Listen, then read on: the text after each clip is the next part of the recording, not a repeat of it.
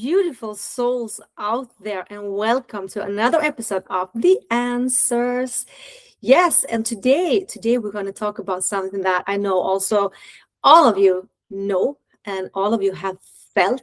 But before we dive into this episode, before we hit it, I want you now to really take a moment to arrive in this episode because I'm going to be a little bit deep today, and I'm going to push something that I know that you already know. So yes, there I am outing a little bit what this episode is about.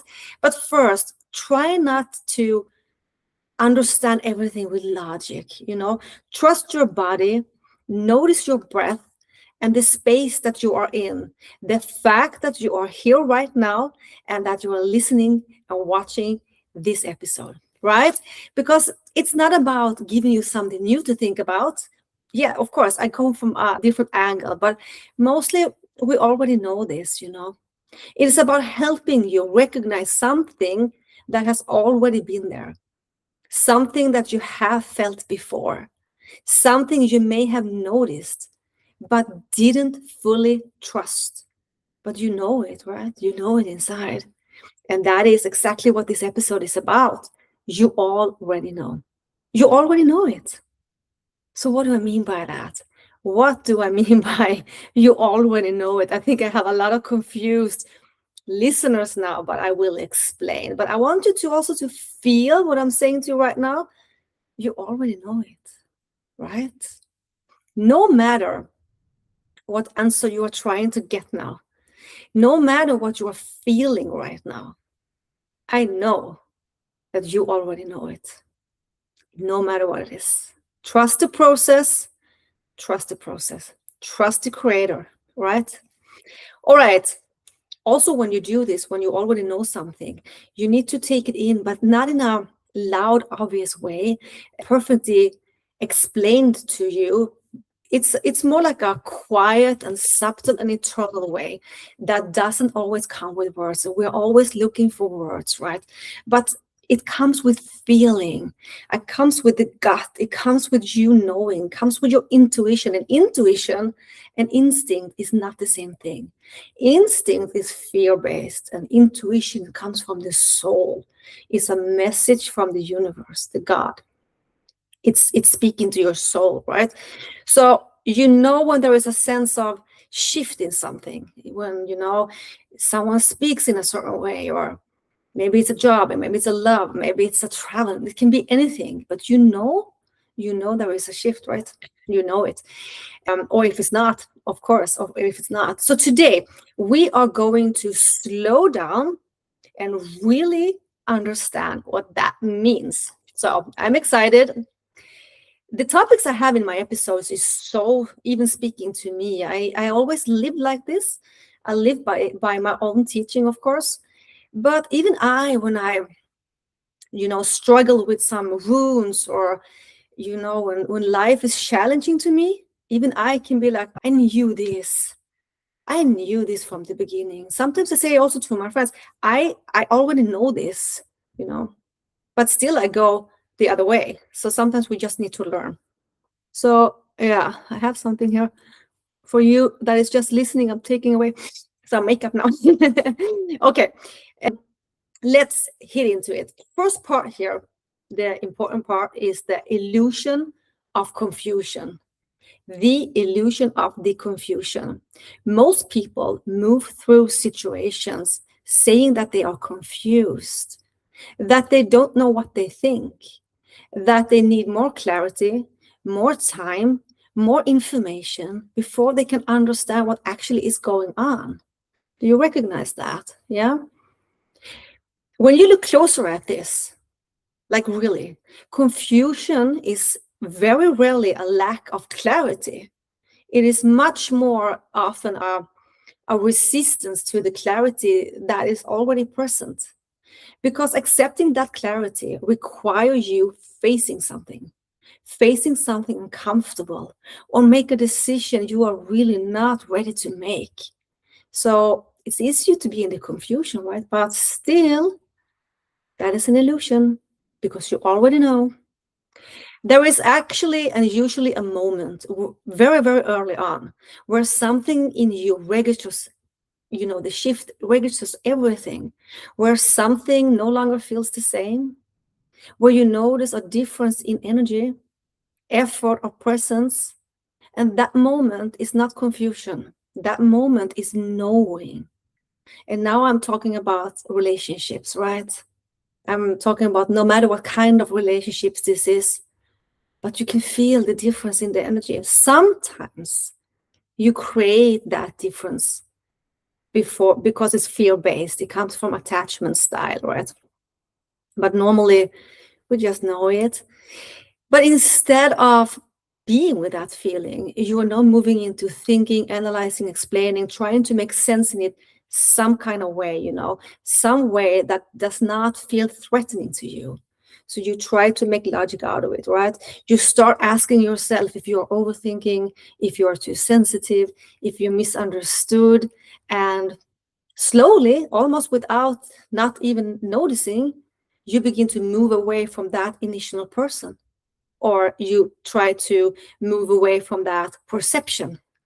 So either way, sometimes you back off and you zoom out, but most often you move away from that perception. And now what you call confusion is actually the distance between what you felt and what you're willing to accept, right? I want you now to reflect. Where in life have you been calling something for a confusion when you were honest? When it felt clear from the beginning, but just too uncomfortable to accept? Well, where in life have you been calling something confusion, but still you knew it, right? I have been through this many times, especially when it comes to relationships, like romantic relationships, that I feel it, I sense it. I can see the shift in the energy in texts. And yes, it's fear-based for me because I'm an anxious attachment. But even if, how can I say it? I'm aware of my anxious attachment, then I still see the shift in the energy. I read it, I can see it, I can feel it. And sometimes it's just because they're stressed, doesn't have to mean anything. But I have learned one thing. When I get that feeling, I always ask the question. I ask the question, and then I can validate and I can make a statement out of my boundaries, my values, before I ignored it. So it's important to trust when your soul is speaking to you, right? Because you know what? Your body knows before your mind accepts it. How does that sentence feel for you? Your body knows it before your mind accepts it. One of the most important things to understand is that your body processes information before your mind has time to interpret it, which means that your first response to a situation is often not logical, it's felt. It's felt. We feel it. You go into a room, right? You feel it. You meet the neighbor, you go on a date, your partner is coming home from work, you feel it. It can be good, it can be a warning, it can be your fears, but still you feel it. So I know this is difficult sometimes to understand what is what, but I think if you really, really take a deep breath and ask yourself the question you want to ask yourself, I think you know the answer because you feel it, right? You feel it in your body. You feel it in your soul. Maybe you don't want to see it and you call it confusion, but I know and you know that you feel it. Just be a little bit in the quiet, dare to be in the quiet, and ask yourself the question. And I promise you, you will find the answer inside of you, right? Okay, so I'm sorry, it's just something here on my computer that is switching off, but now we keep on. So when this feeling comes, it can show up like a subtle tension, right? Like a really subtle tension in your body. And it can feel like an unease and that something is off, even if you cannot explain why. And these signals are not random, okay? This off and this tension is not random. They are your internal system registering changes in safety, consistency, and alignment. The thing is, we don't always know what it is. We can just feel it. We need to actually embrace it before we can put logic into it, like a theory into it. It's because they are inconsistent. But because that is also something we see, but in our fantasy, we want to see something else because that is what our mind is made up to be. I want this man or woman to be like this and this and this. And when we see something else, we switch that truth. We know it in the gut, but we switch the truth and we see what we want to see, right? So it can be a little bit tricky here.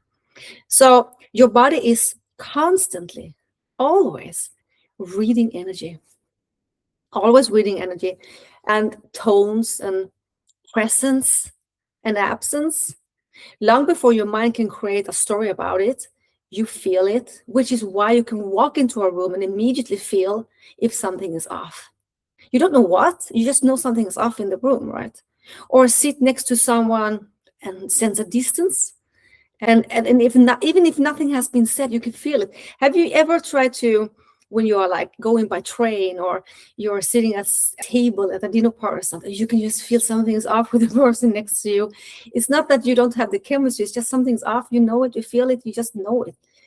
So, however, many people have been conditioned now to distrust these signals. That is the attachment, especially if they were told at some point in life that they are too emotional, too sensitive, or that they tend to overreact, which creates, of course, a pattern where instead of listening inward, they or you immediately look outward for confirmation. So rather to trust what you feel, you begin to gather evidence, analyze behavior, and search for reassurance in order to validate or invalidate your own perception. This is difficult, I know this. Let me take this again. I really want you to understand and feel it. So rather than trusting what you feel, you begin to gather evidence, analyze behavior, and search for reassurance in order to validate or invalidate your own perception. And this is where like disconnection deepens, because the moment you move away from your body and into your mind, you are no longer responding to what is real to you. You are responding now to what you can explain, justify, or prove. The problem with this is that you're no longer in the process, right? The further you move away from the initial knowing and the more deepened you become on external clarity instead of internal clarity. Yeah? The further you move away from your initial knowing, your not instinct, but your intuition here, right? Your inner knowing, the more dependent you become on external clarity instead of internal clarity. So I know a lot of theory here. Over time, when you do that, you change your perception. That creates a pattern where you stop trusting your first feeling. And you stop actually to trust it completely, entirely. And instead, wait for something outside of you that can confirm what you already sensed within you. That is what's happening here. You're just waiting for the proof, right? You just stop trusting what's happening inside of you. And in my coaching, this is actually one of the things that I really hardcore coach is to trust the feeling. Many of my clients say, how can I do this? How can I know if I'm going to leave my partner? How do I know if I'm going to stay with my partner? How can I know if that one is the right or the wrong? You know what? Listen inside. What are you feeling? What are you feeling? Not always thinking. Of course, we have compatibility. Of course, we have maybe visions that doesn't match. We need to look at that. So feelings is not always enough. But even that we know. We know, you know, you know. Let's make a life example. You might notice that someone you're talking to suddenly becomes less consistent, less present, or less engaged. And your body immediately registers that something has changed. But instead of acknowledging that shift, you start analyzing every single detail, trying now to figure out what it means, what caused it, and whether it's real or imagined.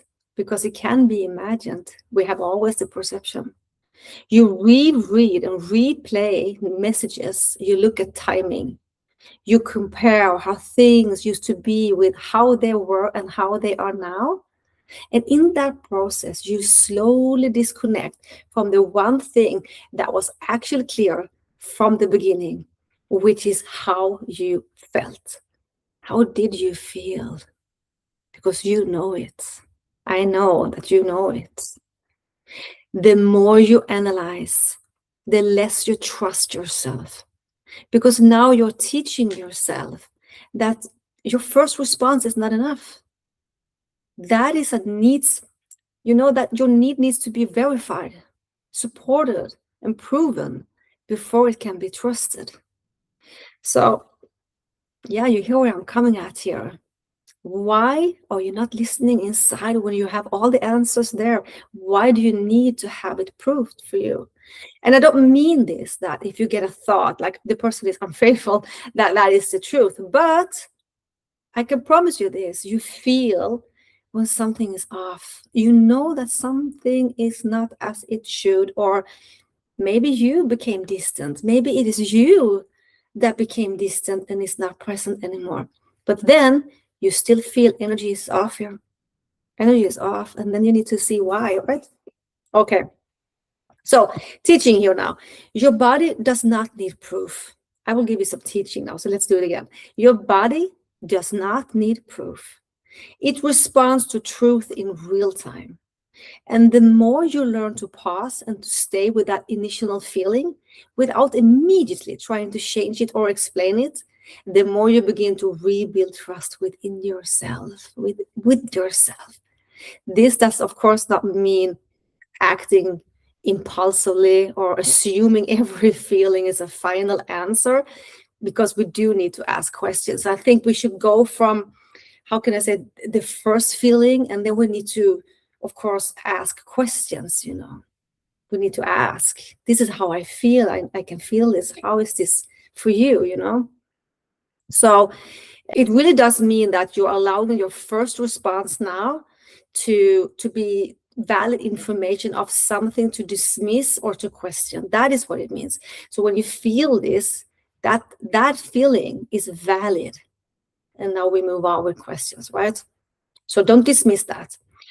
Because your intuition is not something to separate from you. It goes together. It is something actually that peeks through you, through sensation, through subtle awareness, through that quiet moment where something feels right or not. That quiet moment, can you recognize that quiet moment? I for sure can. I get that actually every single day. I get this feeling of something. This intuition speaks to me. Soul is speaking. When was the last time you felt something immediately, before you had time to think about it, and instead of trusting it, you just started to question it? When was the last time you just, you get that feeling, but you don't trust it? You don't trust it. You start to question it. You want to improve outside. And what would it look like to pause in that moment and just stay with what you feel without needing to turn it into a story right away? How would that feel for you? So, why is this now that you learn to doubt yourself? Why do you do that? Okay? Because this pattern does not come from nowhere. And it's important to understand that doubting yourself is not about a personal trait. It is something that was learned over time through experiences, of course. This is nervous system adapting. And if at any point your feelings were dismissed or minimized, misunderstood, or only accepted when they were convenient for others, you likely learned that your internal experience was not something you could fully trust or express safely. So instead of revealing and relying on your own perception, you adapted by becoming more observant for others, more focused on external reactions, more careful about how you interpret situations. Can you feel this? Can you feel this? Can you feel what I'm telling you right now? You begin now to be more careful how you interpret situations because you don't really know how. This is your teaching. Over time, of course, this creates a shift where you stop asking yourself what you feel. You just quit it, you just cut it, and start asking what is correct to feel, right? Not what you are feeling. What is the correct feeling to feel? What's responsible? What's reasonable? What makes sense to others? Which slowly now disconnects you from your own internal guidance. At once this connection is in place, you begin to rely on things outside of you to tell you what is real, which is why you may find yourself needing reassurance, overanalyzing interactions, or waiting for clarity that is actually already there in you. Still, you're waiting for others to confirm it. This is what happens here. So the teaching here is self-doubt is not the absence of knowing, never. It's the habit of not trusting what you know, and I know that you know, right? What experience now taught you that trusting yourself was not safe enough? What experience taught you that? What happened there? Can you go inside and reflect a little bit? Feel that. Oh, there is so much to speak about this topic. They already know. All of my sessions with my clients is actually about this. Even if they are wounded, broken, coming from different stories, right, different chapters, it's still they just don't trust themselves and think that others' words or how they have been treated is the correct thing. Relying on the outside world is the correct thing. Just navigating, with the outer world. Okay, so the cost now of overriding yourself, what do you think that is? When we override ourselves, this goes hand in hand with everything in life. It's like a circle. When you do that, it's not only one arena. This will be a cost in every arena, always. There is a real cost to constantly ignoring your own internal signals. And that cost is not just emotional. It affects how you move through life, your decisions, your relationships, and your sense of self.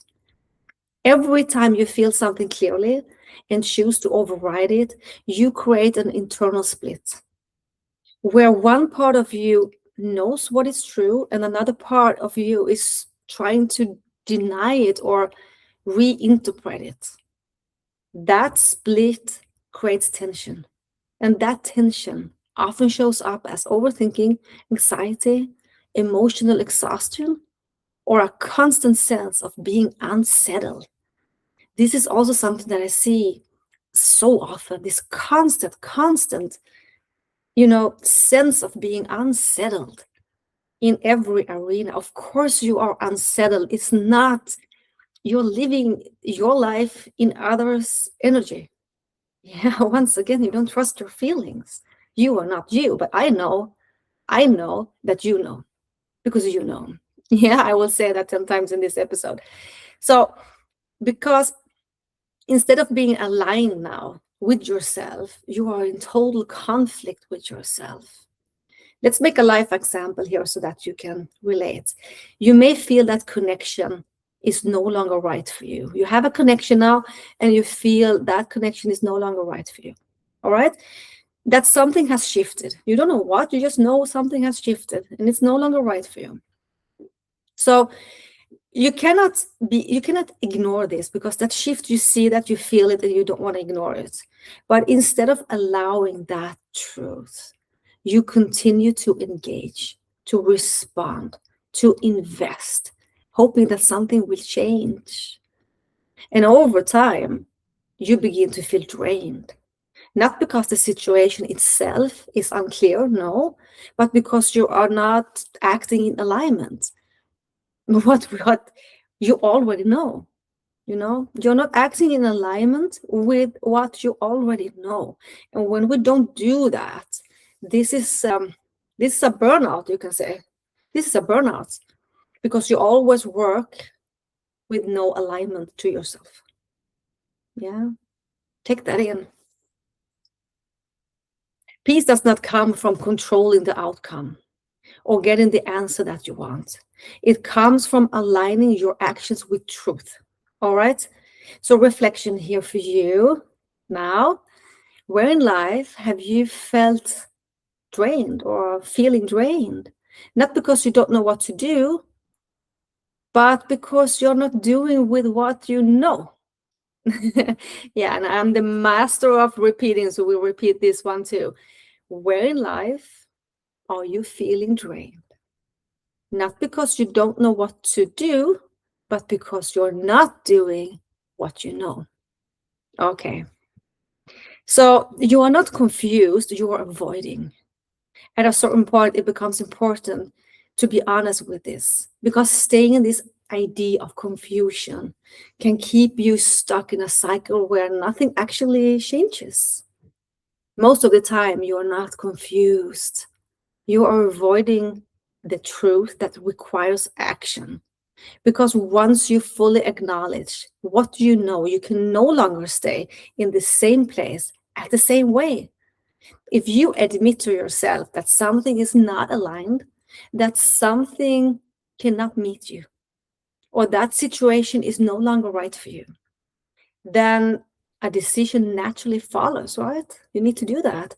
And that decision often involves letting go, setting a boundary, or changing your behavior. We don't want to do that, right?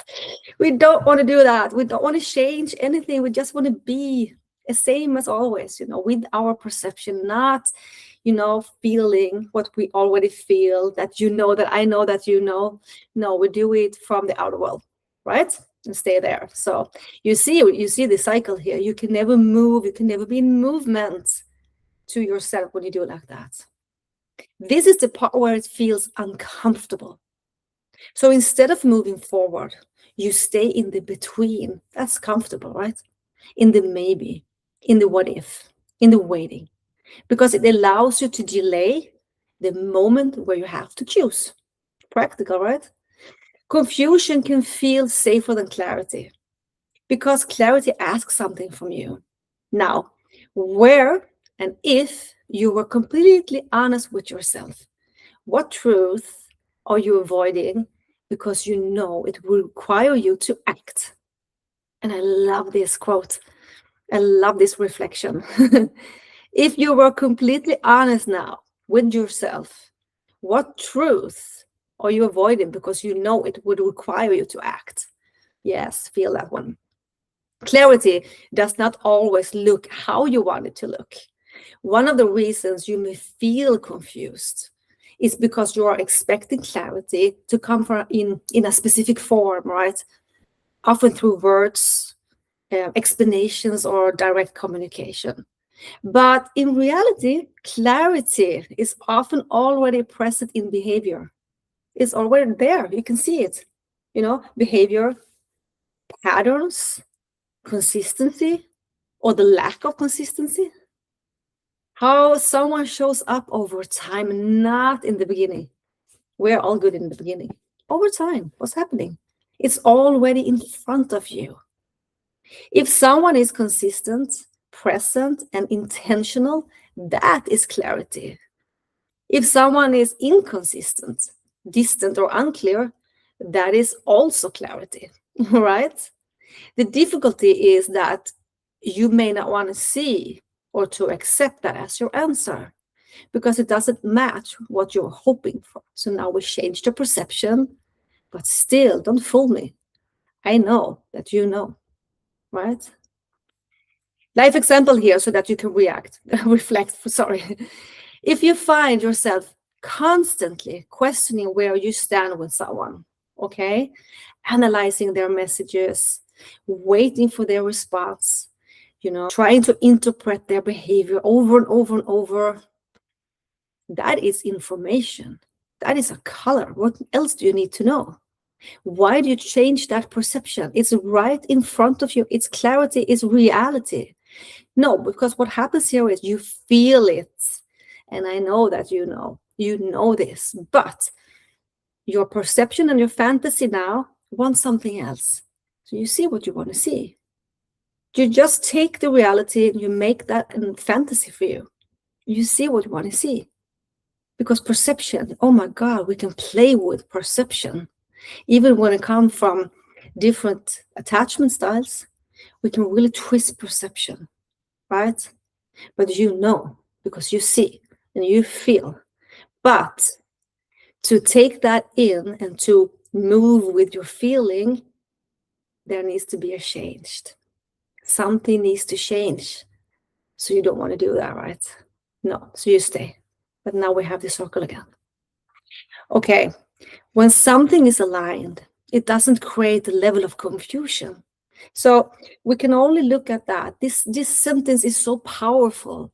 When something is aligned, there is no need to create a level of confusion. There is no confusion. When it's aligned, there is no confusion, right? And you know this. Clarity is not always something that you will receive. Sometimes it's something that you recognize. Okay? So, reflection now again for you. What are you trying to reinterpret that is already shown you exactly what it is? You have the color right in front of you. Why are you trying to reinterpret it? What are you trying to reinterpret when it's already right in front of you, existing exactly how it is? Can you name and feel any situation where you are trying now to reinterpret it when it's already so clear right in front of you? Yeah.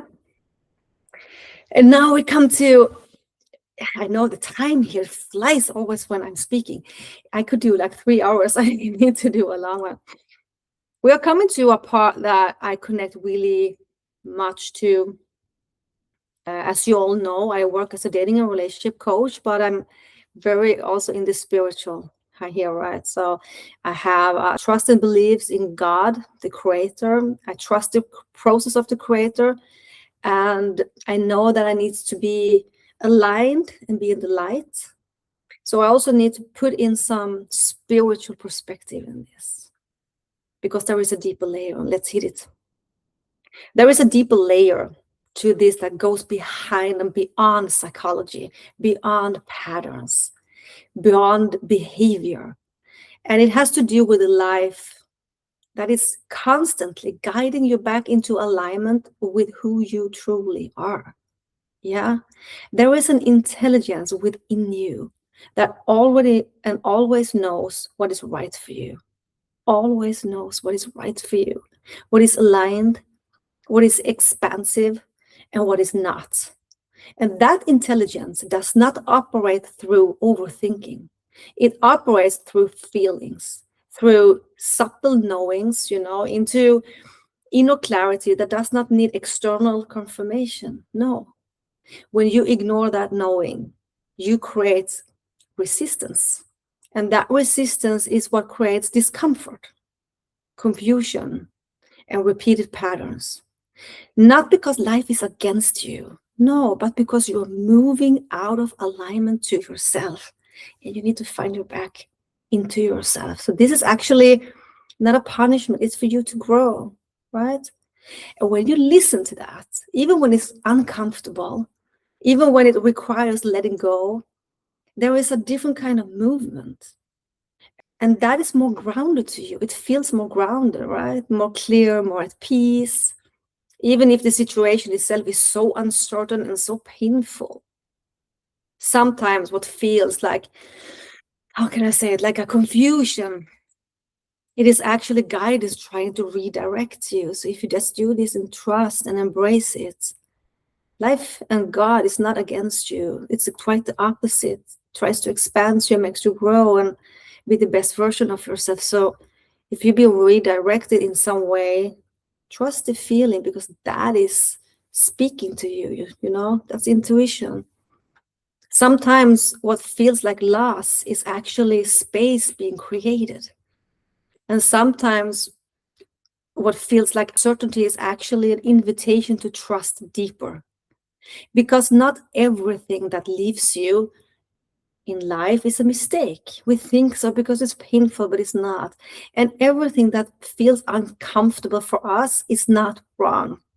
Sometimes it is simply a part of the process of bringing you back to yourself. So you see, everything is about the same thing, coming back to yourself, trusting your feelings, and when you need the confirmation from the outer world, and when you force something into your life, or when you're not yourself authentic, when you put on a mask, it hits you like a boomerang. So we need to trust our feeling.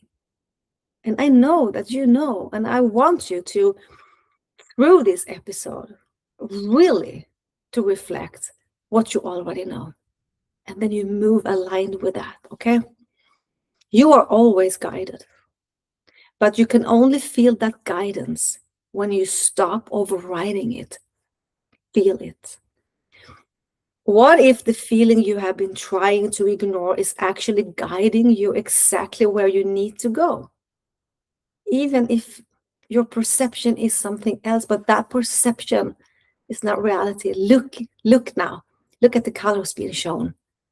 Look what is happening in real and not in your mind and your fantasy.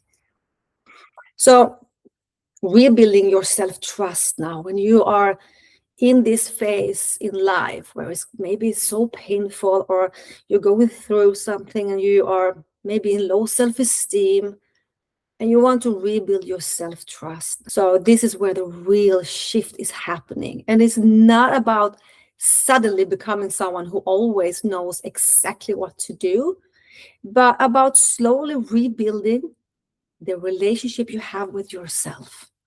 Self trust is built in small moments when you acknowledge what you feel instead of dismissing it, when you pause instead of immediately analyzing, and when you allow yourself to sit with the truth without trying to change it.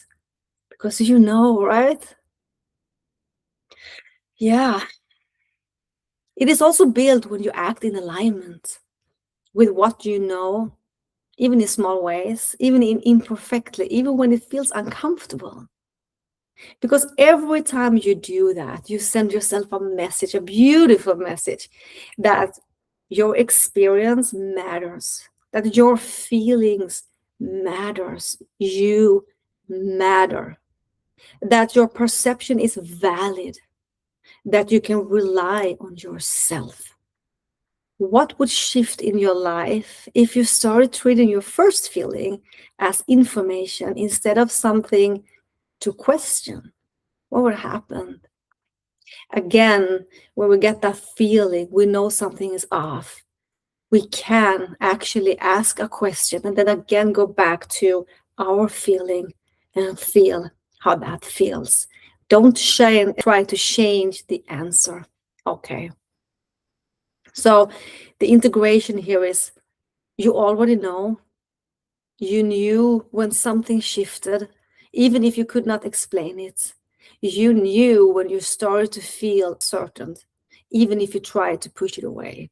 You knew when you began to question yourself, even if you looked for the reason outside. And this knowing is something you need, it's not something you need to fear or fix. I will take that sentence again. Sometimes I talk too fast. Let's do it again. No, I will do actually the whole integration again so that you really can feel it. Okay, we do it again. Be with me now. You already know. You knew when something shifted, even if you could not explain it. You knew when you started to feel uncertain, even if you tried to push it away. You knew when you began to question yourself, even if you looked for reasons outside you. And this knowing is not something to fear or to fix. It is something you can return to, something that is always, always available to guide you back into alignment with yourself. And that is so beautiful. So before we do these closing affirmations, I want you to really go inside, listen to this episode 10 times so that you can trust yourself. And again, I know that you know. I know that. Trust it, move with it, grow with it, right? Even if it's unpleasant. If it's telling you, it's telling you. And we need to be able to stay sometimes and go sometimes, no matter what it is. Ask your questions, trust your feelings, and then you make, validation and statement. Move in your energies and not everyone else. Trust yourself because you know, and I know that you know. Feel it, feel it, feel it. Go inside. I cannot say this any more time. Go inside. I trust you. And this comes from my love. This comes from my heart because I know and I trust you and I know you can do this. Look inside. All right. Take a deep breath and then you repeat after me. Okay. Oh, that was a stressful deep breath from my part. I've been talking so much. We do it again. One more time. A deep breath.